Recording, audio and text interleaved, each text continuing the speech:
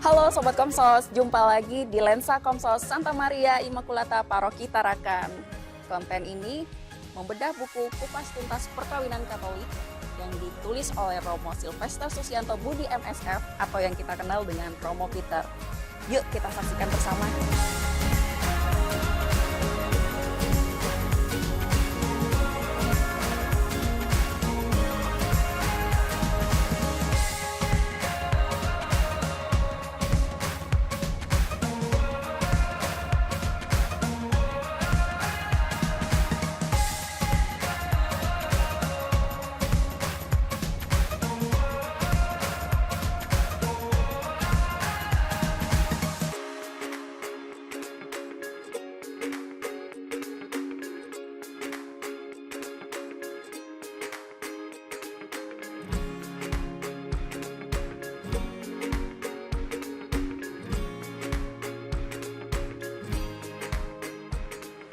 Halo Sobat Komsos, jumpa lagi di Lensa Komsos dalam bedah buku edisi spesial. Kali ini kita akan membahas sesuatu yang sangat menarik, tentunya bersama dengan saya Kelly dan juga Romo Peter. Jumpa lagi Romo. Ya, selamat sore Kelly. Selamat sore. Nah, edisi ini sangat spesial nih Sobat Komsos, sangat khusus untuk Sobat Komsos semua dimanapun berada. Kita akan membahas tentang pemutusan atau pembatalan perkawinan Katolik. Ya. Perbedaannya apa? Ya. Yuk kita saksikan bersama. Oke, silakan Romo, langsung saja. Ya baik, jadi sore hari ini saya akan menjelaskan sepintas mengenai pemutusan dan pembatalan perkawinan ya. Karena ini istilah yang perlu dijelaskan supaya umat tidak rancu mengenai pemahaman ini. Tetapi sebelumnya perlu juga dijelaskan soal istilah perceraian ya. Jadi ada yang disebut dengan perkawinan yang cerai itu maksudnya apa? Jadi kalau ada orang yang bilang saya sudah cerai, nah itu berarti bahwa orang tersebut perkawinannya sudah putus secara sipil, sudah diceraikan secara sipil. Jadi di dalam gereja tidak ada istilah perceraian. Kalau ada kata perceraian itu berarti konteksnya adalah hukum sipil. Ya, itu yang disebut dengan perceraian. Dan perlu diketahui yang sangat penting juga bagi umat bahwa perceraian itu tidak memiliki efek apapun bagi gereja. Itu yang sangat penting. Karena apa? Banyak sekali umat ya yang berpikir bahwa kalau saya sudah cerai secara sipil, saya boleh menikah lagi secara gereja. Itu seringkali yang terjadi di umat ya.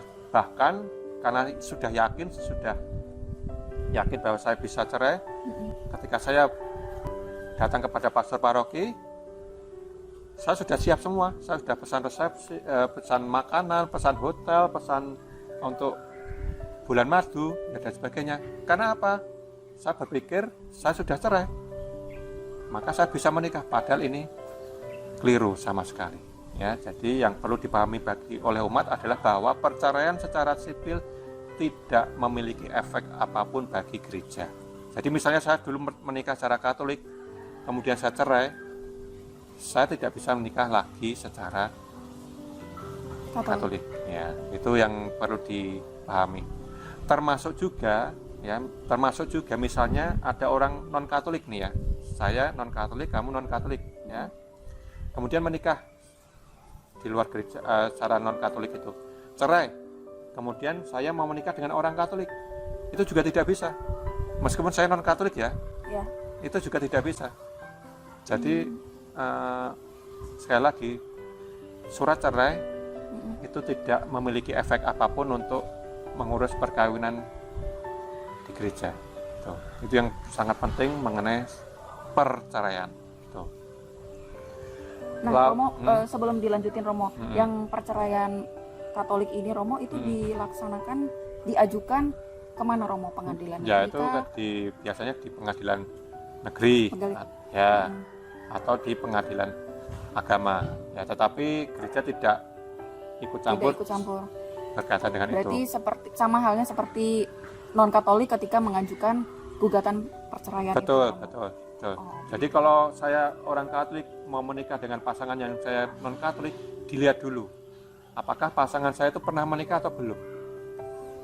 Ya, meskipun Oke. sekali lagi, kalau dia sudah pernah menikah dan sudah cerai, tetap menjadi halangan. Karena perceraian secara sipil tidak memiliki efek apapun bagi Bagi gereja. gereja Katolik. Itu mengenai perceraian ya. Ya. Apa ada pertanyaan lain? Pemutusan dan juga Oh, pembatalan. baik. Sekarang lanjut ke pemutusan. Ya. Jadi pemutusan perkawinan adalah ini, suatu perkawinan yang diputuskan atau dalam arti diceraikan oleh gereja. Ya, Berarti bukan sipil ya nih. bukan Romo? sipil. Ini gereja. Ini sekarang konteksnya ranahnya hukum gereja, yakni pemutusan. Ya. Misalnya begini ya. Jadi seperti yang saya jelaskan beberapa waktu yang lalu, perkawinan gereja itu pada prinsipnya memiliki sifat tidak terceraikan.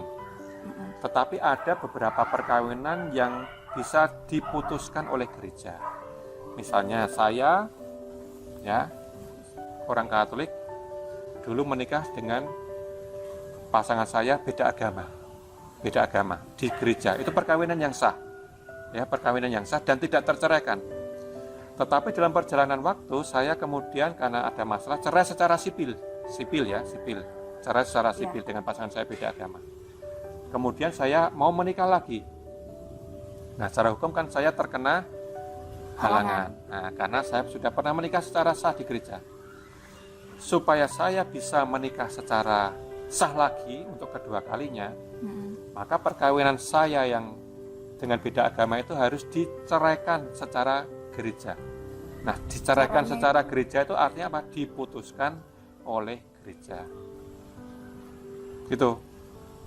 Jadi perceraian dalam gereja. Ini yang harus diputuskan oleh Bapak Paus itu Ya, ya? betul. Jadi Yang prosesnya yang tidak hanya di gereja itu sendiri. ya, jadi proses pemutusan perkawinan ini tidak hanya di tempat dengan pastor paroki atau dengan Bapak Uskup, tapi harus melalui Bapak Suci atau Vatikan sana.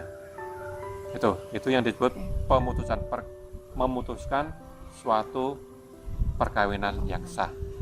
Itu yang disebut pemutusan. Bisa. Beberapa kali saya pernah membantu dan dikabulkan oleh Bapak Suci. Ya.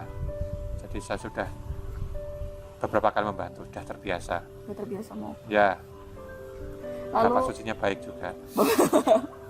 gratis Romo ya. Ya, gratis, betul. Ya, tidak membayar ya. Ya. Dan kemudian tadi tentang Pemutusan. pemutusan itu ada lagi Romo yang lebih dalam lagi Romo mungkin? Ada pemutusan, lalu ada juga yang disebut dengan perpisahan. Ini beda lagi. Jadi ada perceraian, pemutusan, perpisahan. Nah, beda lagi. Pisah ranjang artinya. Oh, Nah, oke. Jadi pisah ranjang dalam hukum gereja diatur. Jadi gereja mengizinkan suatu pasangan yang ingin pisah ranjang ya, bukan pisah perkawinan ya. Misalnya karena masalah yang berat, misalnya kekerasan KDRT ya. Gereja mengizinkan jika pasangan itu mau pisah ranjang tetapi tetap statusnya menikah. Tetap menikah. Itu bisa. Saya tinggal di sini, istri saya tinggal di sana, itu namanya pisah ranjang. Tetap perkawinan yang sah. Boleh komuni, tetap boleh. Tetapi untuk menikah lagi tidak. bisa. Itu yang disebut dengan Halangan. pisah ranjang, pisah ranjang. perpisahan. Tuh, gereja mengizinkan dengan alasan tertentu. Ya. Agak pusing mungkin ya. Ya, itu mereka datang sendiri ke gereja untuk melaporkan atau Ya, datang sendiri, pastor, tiap hari saya dipukuli oleh istri saya. Ya, nggak tahu yang sering memukul itu suami atau istri ya, nggak tahu saya. Saya sering dipukuli, saya izin, saya pisah ranjang, boleh atau tidak. Dengan alasan yang sangat mendasar, gereja mengizinkan pisah ranjang. itu butuh saksi nggak Bang? Ya tentu Tentu. perlu wawancara, perlu kesaksian, bisa Boleh. menyelamatkan jiwa, demi menyelamatkan jiwa dan hati. Ya, itu. Daripada Daripada menderita tersiksa. batin ya mau ya. Tetapi ingat, mereka tetap suami istri Tetap. dan tetap tidak boleh nikah lagi, hanya pisah Ranjang. ya. Kemudian pembatalan Ya. perkawinan. pembatalan perkawinan seperti yang saya jelaskan ini adalah menganulir, membatalkan perkawinan yang tidak sah. Jadi ada pasangan dulu pernah menikah di gereja, kemudian beberapa bulan kemudian cerai. Karena apa? Karena sebenarnya mereka itu nikahnya terpaksa, dijodohkan. Nah, di sini yang disebut dengan pembatalan atau anulasi perkawinan. Ya, jadi membatalkan perkawinan yang tidak sah sebelumnya. Contohnya seperti itu. Supaya apa? Kalau saya sudah dibatalkan perkawinannya, saya boleh menikah lagi. Nah, gitu. Itu bedanya ya. Ya, jadi saya mengajukan pembatalan anulasi supaya apa? Supaya saya bisa menikah untuk kedua kali. Gitu. Jadi membatalkan perkawinan yang ada offset. Ya, Romo pernah bahas itu di kali lalu. Ya, offset itu kata kuncinya. Offset. Romo, kalau mengenai offset ini Romo, jika pasangan ini ternyata sudah komitmen nih Romo, menerima satu sama lain apapun yang terjadi, namun ternyata salah satunya itu tidak bisa memiliki keturunan, berpegang pada komitmen di awal itu, namun kan mohon maaf nih, mungkin suatu saat kan manusia tuh bisa berubah gitu kan ya Romo. Nah ternyata pengen nih punya keturunan, tapi kan tidak bisa. Nah itu apakah bisa mengajukan pembatalan perkawinanmu?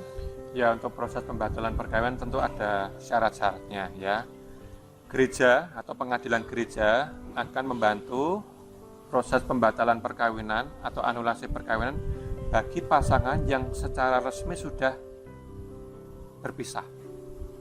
Jadi sudah ada, tadi katakan ada surat cerai. Jadi pasangan itu memang sudah cerai dan tidak mungkin kembali lagi, dan ada permohonan. Jadi kalau pasangan itu tetap hidup baik, tetap bersama, ya gereja, kami juga tidak senang juga kan pasti kami gereja tidak mengutang-utik ya, itu nanti malah nambah kerjaan juga bagi kami ya. Jadi anulasi perkawinan tetap ada syaratnya. Jadi ada permohonan dan memang pasangan itu sudah tidak mungkin lagi bertemu atau menjadi suami istri lagi, sudah cerai. Itu. Jadi anulasi itu adalah membatalkan perkawinan yang ada offset sebelum nikah. Misalnya saya pernah mengurus pasangan saya, ya mohon maaf, gila. Tetapi waktu nikah itu nggak kelihatan gilanya, penyakit gila. Ya. Gila ini artinya jiwanya ya mau ya, sakit jiwa ya. Tidak bisa menggunakan akal budi secukupnya. Ya. Okay. Baru ketahuan setelah menikah, loh, kok suami saya tuh kok bisa sering ngomong sendiri tanpa alasan. Nah, kok bisa tertawa sendiri tanpa alasan? Ya, maka hati-hati kalau tertawa itu harus ada alasannya ya. Nah, ternyata setelah ditelusuri, ternyata pasangan saya itu pernah memiliki atau pernah masuk rumah sakit jiwa. Nah, itu kan berarti dia sebenarnya secara psikis, secara akal budi sebenarnya tidak mampu. Nah, itu bisa pasangan itu mengajukan yang namanya pembatalan perkawinan. Contohnya gila, atau paksaan, atau penipuan, ya, atau penyakit yang berat, pemabuk, minum, itu juga kalau perokok biasa enggak, tapi yang sudah alkoholik, yang sudah akut, nah itu bisa jadi menjadi halangan nikah. Ya, jadi ada offset sebelum perkawinan. Nah itu bisa mengajukan ke yang namanya pengadilan gereja di keuskupan setempat. Supaya apa? Supaya perkawinannya dianulir, supaya nanti statusnya bebas dan bisa menikah untuk kedua kalinya secara sah. Baik, Romo. Ya, anulasi perkawinan. Anulasi perkawinan. Ya. Mungkin ada lagi, Romo? Untuk anulasi perkawinan itu yang penting adalah membuat semacam cerita tentang riwayat perkawinan, dan harus ada bukti bahwa perkawinan saya itu cacat sejak awal. Ya, ada bukti, itu yang paling penting. Ya, seperti proses pengadilan, ada bukti bahwa perkawinan saya cacat sejak awal. Ada bukti bahwa perkawinan itu bahwa pasangan saya itu memang terpaksa, ada bukti bahwa saya ini tidak ingin menikah. Nah, itu harus ada bukti. Dan itu nanti akan diproses di pengadilan gereja. Yang proses itu memang pastor dan Bapak Uskup. Ya, yang memproses itu disebut dengan pengadilan gereja atau tribunal gereja. Ya, bukan pastor paroki, tetapi tribunal keuskupan. Yang memang khusus untuk menangani tentang perkawinan. Ya, betul. Kasus-kasus perkawinan. Ya, betul. Seperti Romo Peter ya. Ya. Ya, baik. Ya. Baik, Sobat Komsos. Demikianlah edisi khusus pada kesempatan ini. Mungkin dari Romo mungkin ada closing statement. Baik. Jadi ada beberapa istilah yang perlu diperjelas, yakni perceraian, perpisahan, pemutusan, dan pembatalan perkawinan. Ya, 4 istilah itu harus dipahami baik-baik supaya apa? Supaya kita umat Katolik tidak memiliki kerancuan. Ya, pada prinsipnya perkawinan Katolik itu tidak terceraikan. Ya. Pada prinsipnya perkawinan Katolik itu berlangsung seumur hidup. Tetapi hukum gereja mengenal dan menjelaskan apa itu perpisahan suami istri, apa itu pemutusan perkawinan, dan apa itu pembatalan perkawinan. Tujuannya tetap satu, yakni membantu umat supaya hidup dalam perkawinan yang sah. Itu saja.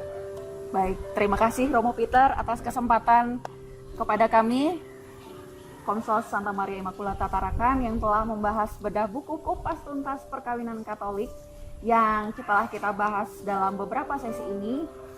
Semoga ini dapat bermanfaat bagi umat sekalian. Kiranya juga ini kami tetap membuka kolom komentar dan akan kita bahas pada sesi berikutnya. Dan sampai sini dulu perjumpaan kita. Selamat sore dan sampai jumpa lagi.